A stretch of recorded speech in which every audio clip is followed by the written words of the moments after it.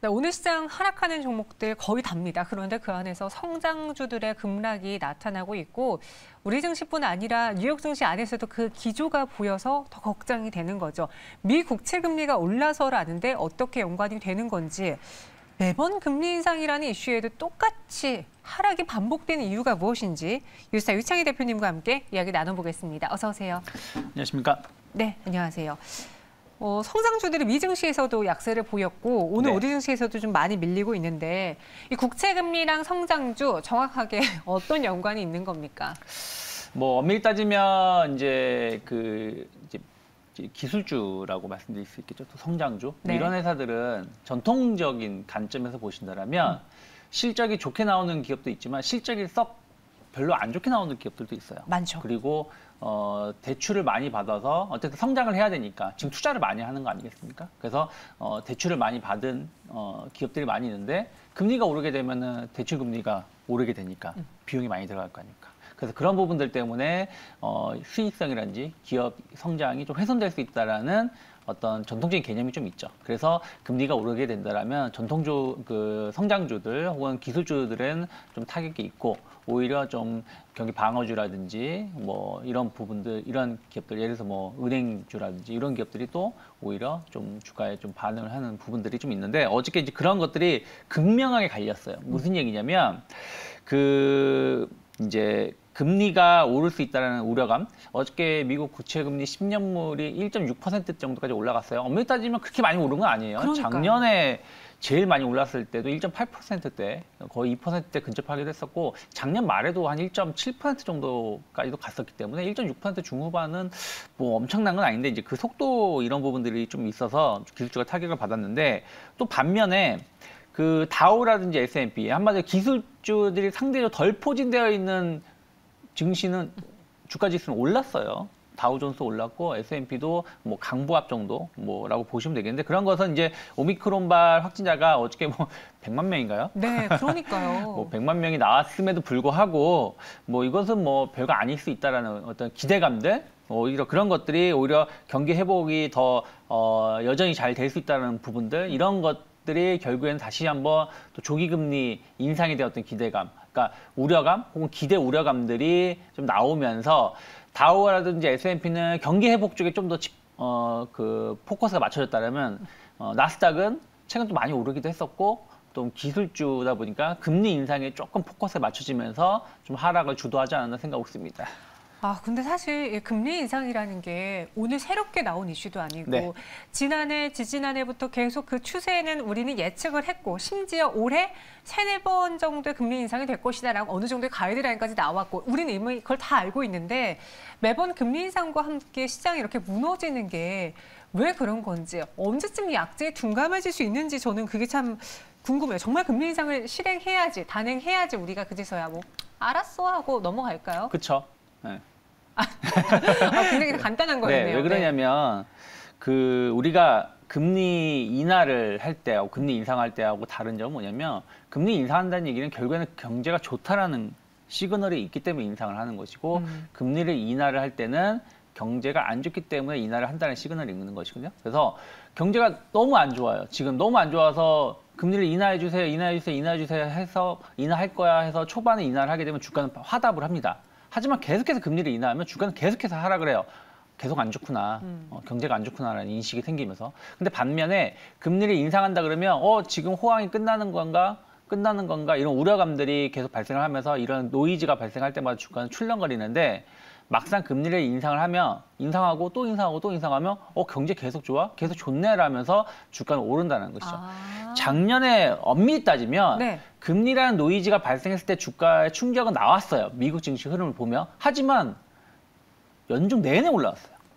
크게 본다면. 일시적으로 한 달 혹은 길게는 2달 정도 조정이 나왔지만 결국에는 그걸 회복하면서 계속 신고가 행진을 보여줬기 때문에 저는 뭐 지금 이러한 것이 만약에 금리 인상에 대한 포커스만 맞춰진 것이라면 저는 너무 걱정할 필요는 없다. 다만 이게 지금 과거와 다르게 경기가 회복돼서 금리를 인상한 것이냐 물가가 너무 올라서 금리를 인상한 것이 이 싸움이거든요. 그래서 경기가 회복되는 거면 아까 같은 인식으로 접근하면 되지만 물가 때문에 금리를 오르는 거면 체감 경기, 실질적으로 내가 보기에는 경기 많이 오른 거 아닌데 왜 금리를 오르지?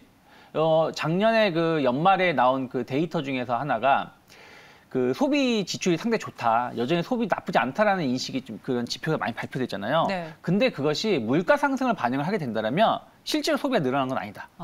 라는 그 통계 그런 결과 분석 내용도 있습니다. 한마디로 나는 내가 지금 어쩔 수 없이 먹고 살기 위해서 소비 필수재를 비쌈에도 오름에도 불구하고 살 수밖에 없었다. 사는 것인데 이것이 경기가 좋아서 사는 건 아니다. 근데 전체 금액 지출되는 금액이 많다 보니까 이게 소비가 많아진 것처럼 보이는 것이라는 거죠. 만약에 물가 인상 때문에 급격하게 금리를 인상하는 것이라면 아무래도 경제는 좋아진 게 아닌데 금리를 인상한 거니까 좀 타격을 입겠죠. 하지만 이것은 우리가 지금 당장 판단할 수 있는 건 아니다 생각하고 있습니다. 네, 넷마블님이 이렇게 글 올려주셨습니다. 미국이 작년부터 인플레이션이 엄청 오는 것 같던데요. 소비자 물가지수도 7%씩 오르고 실제로 경제를 잘 모르시는 분들도 네. 인플레이션은 너무나 체감하실 것 같은 게 네. 모든 소비자 물가가 상승하고 있고 그렇죠. 지금 돈이 많지 않음에도 불구하고 제 주변에도 1월부터 무언가 사시는 분들이 많아요. 왜 사냐면 분명히 1월에 오르니까. 네, 오르니까. 가격 올릴 거야. 무조건 올릴 거야. 그래서 어쩔 수 없이 사라는데 지금 시장에서 가장 두려워하는 게 이 인플레고 금리 인상보다 인플레가 얼마나 더 길어지느냐, 장기화되느냐죠. 네. 그렇죠. 그러니까 말씀하신 것처럼 아까 말한 것처럼 디플레는 네. 물가가 하락하니까 어차피 싸질 거 지금 살 필요 없어 해서 소비가 둔화되는 것이고 인플레는 앞으로 물가가 비싸지는 거니까 미리 선구매를 하는 부분들인데 이것은 뭐 어디가 더 좋다 나쁘다 말씀드릴 수는 없지만 원래 인플레가 좀 약간의 인플레는 오히려 시장이 더 좋습니다. 근데 과도한 인플레가 좀 문제가 되는 것인데 이러한 부분들이 조금 파월이라든지 또 바이든 같은 경우는 좀 잡히고 있다라고 표현을 했기 때문에 한두 달 정도 흐름을 좀 봐야 되지 않을까. 근데 만약에 한 2월이나 3월 달까지 정말 테이퍼링이 끝나는 3월 시점까지 해서 여전히 고 물가 상승을 기록하고 있다라면 네. 증시에는 상당히 악재가 될 수 있다 생각하고 있습니다. 네. 성장주 그럼 그 안에서도 옥석을 가려봐야 될 것 같습니다. 왜냐면요. 제가 그런 이야기를 들었는데 사실 2차 전지 내에서도 얘네들도 배터리주들도 2차 전지주도 성장주로 꼽히는데 실적이 나오는 회사가 있고 그쵸. 안 나오는 회사가 있잖아요. 네. 그리고 우리가 통상 금리 인상 시기에 피해를 보는 성장주들의 경우에는 실적이 안 나오고 부채가 많은 기업들을 말하기 때문에 네. 그냥 성장주라고 뭉뚱그려서 우리가 안 살 이유는 없어 보이거든요. 그렇죠. 네. 그래서 뭐 성장주들 뭐 좀 네. 구분을 해본다라면 예를 들어서 플랫폼 기업 같은 경우는 전 나쁘진 않다고 봐요. 미국도 뭐 구글이라든지 MS 소프트 보면 계속해서 좋은 흐름을 좀 보여주고 있으니까. 다만 이제 전 세계적으로 플랫폼 업체들 규제가 좀 나오고 있는 부분들, 특히 우리나라는 약간 이런 게 좀 강하게 나오고 있는 게 있기 때문에 좀 그런 부분들에 대한 우려감들이 아직은 해소가 되지 않았다. 그래서 좀 주가가 추가적인 기간 조정이 좀 필요하지 않을까 생각을 좀 하고 있고요. 저는 엔터주 같은 경우는 여전히 성장주로 자리매김하고 있다. 계속해서 새로운 매출처, OTT라든지 또 온라인 콘서트 뭐 이런 부분들로 인해서 새로운 매출처를 계속 만들어 나가고 있기 때문에 또 K컬처에 대한 어떤 기대감들이 계속 있지 않습니까? 그래서 그런 부분들을 본다라면 저는 뭐 나쁘지 않다 생각하고 있고 다만 이제 게임주 같은 경우는 단기 과열권에 놓여 있다 생각 좀 하고 있어요. 이게 실적이 좋아서 회사가 좋아서라기보다는 NFT라든지 새로운 어떤 성장 모멘텀에 대한 기대감인데 이것이 정말 실적이 좋게 영향을 미치는지는 아직 확인된 건 없거든요. 위메이드 일부 빼고서는. 그래서 좀 단기 과열권에 여전히 놓여 있다 생각하고 있고 말씀하신 것처럼 2차 전지 같은 경우는 전 여전히 긍정적으로 평가를 하고 있습니다. 다만 이제 외생 변수에 의해서 엄밀히 따지면 2차 전지 기업들 실적 좋게 나오는 기업들 많이 있는데 우리나라 실적이 좋게 나와도 뭐 테슬라 하락했다가 뭐 폭락했다. 그러면 같이 하락하고. 너무 속상해요. 네, 테슬라 급등했다 그러면 같이 올라가는 부분들이 좀 있다 보니까 그런 부분들에 대해서 어떤 연동성 좀 그 연계되는 부분들이 좀 해소가 돼야 되지 않을까 생각 좀 하고 있습니다. 그래서 실체가 있느냐 없느냐 성장주 내에서도 구분을 해봐야 된다. 옥이 될 수 있는 걸로 지금은 뭐 엔터, 2차 전지 이야기해 주셨고요. 네. 반대로 조심해야 되는 거는 실적이 채 나오지 않는 게임주들 조심해야 된다. 그럼 이렇게 하락할 때 항상 우리가 또 여쭤볼 수 있는 질문이 이런 하락장을 이용해서 매수해야 되나요? 잖아요. 네. 1월 중에 하락할 때마다 성장주를 담아볼까요? 어느 정도의 타이밍을 보고 접근하는 게 좋을까요? 그러니까 우리가 이제 성장주라는 개념을 좀 봐야 돼요. 그러니까 지금 성장주냐 네. 기술주냐 이걸 좀 구분을 좀 할 필요가 있다 생각합니다. 성장이냐 기술이냐. 네, 그러니까 무슨 얘기냐면 단순하게 이제 그 기술주라 그러면은 우리가 기존에 한두 달 동안 최근에 강했었던 IT 섹터를 말씀드릴 수 있거든요. 그럼 IT 섹터는 저는 올해도 나쁘지 않다 생각을 좀 하고 있어요. 그래서 지금과 같은 조정이 만약에 나온다. 예를 들어서 지금 오늘 외국인들 선물 뭐 강하게 매도가 나오고 있고 맞아요. 기관들은 매수하고 있는데 여기서 힘겨루기가 어느 한쪽이 이기냐에 따라서 지수의 방향성이 한번 크게 출렁거릴 수 있다 생각하고 있거든요. 근데 만약에 하락으로 출렁거린다 그러면 이런 IT 기술주들은 저는 매수 기회로 볼 수 있다 생각을 좀 하고 있어요. 하지만 아까 말씀드린 것처럼 그냥 단순하게 성장주 개념, 예를 들어서 성장주 여러 가지가 있지 않습니까? 오늘 언급하지는 않았지만 뭐 바이오도 성장주예요.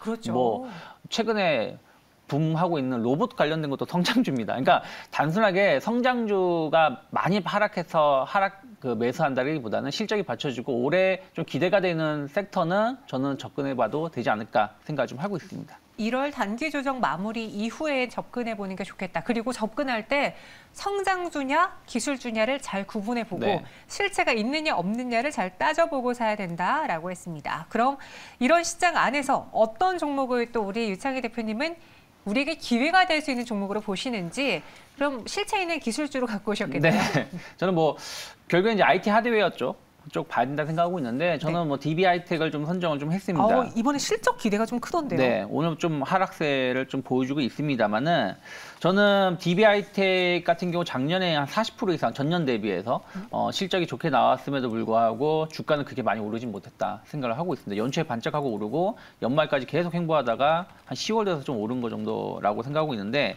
특히 이제 IT 하드웨어 쪽이 그 올해 실적 개선치가 계속 전망치가 계속 좋아지고 있습니다. 한 달 전, 두 달 전 대비해서 최근에는 20% 이상 상향된 내용들이 좀 다소 나오고 있는데 뭐 DB하이텍 같은 경우는 이미 4분기 실적 한 1,366억 정도로 컨센서스 대폭 상회할 예정이고요. 그리고 올해 영업이익이라든지 매출 같은 경우도 전년 대비해서 한 30% 이상 증가를 예상하고 있습니다.